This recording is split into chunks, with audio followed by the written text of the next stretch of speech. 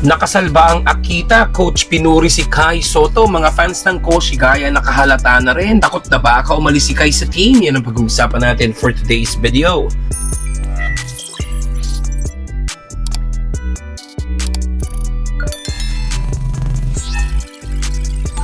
Nakatakas ang Akita sa kanilang home game. Kontrolado na ng Koshigaya Alpas ang buong laro sa third quarter and akala talaga ng home team na mahihirapan na silang makabalik.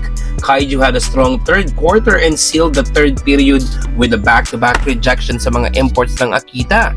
Pero bigla na lang silang nag-collapse sa final quarter kung saan pinaupo rin kasi ni coach si Kaiju.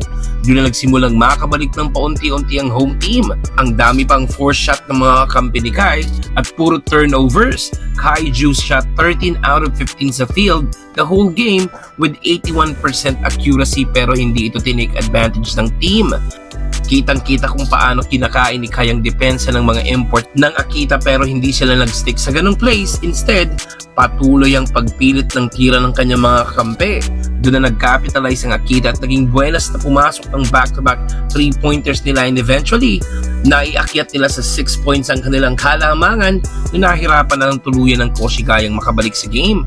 Actually, nagawa pa nga ni Kaiju na makascore ng back-to-back basket to cut down the lead to just 1 point pero the next possession ay ipinilit ni Tatang Gibbs ang tira at from that moment, alam na ng Akita na sa kanila na ang larong iyon. Pati mga fans ng Koshigaya ay napansin kung anong naging problema sa game na iyon kahapon. Nakita rin nila kung gaano kalaki ang effort na ibinigay ni Kai sa game na iyon para manalo. Dahil rin sa ipinakitang laro ni Kai ay pinuri ito ng head coach ng Akita. Sa post-game interview ni coach ay sinabi nitong si Kai ang difference maker for the Koshigaya team at talagang nahirapan sila dahil dito. Ang mga fans naman ng Alphas ay natatakot na baka umalis na si Kai sa team dahil baka pumunta na ito sa NBA. With a game like that kahapon ay looking like Kai is an elite NBA prospect na. Pinakitaan ni Kai ang Akita ng kanyang inside and outside game. Sa game din kahapon makikita mo kung gaano kakailangan ng team ni Kai ang isang legit na point guard na magpapacilitate ng kanilang opensa. Kinakain sila ng turnovers.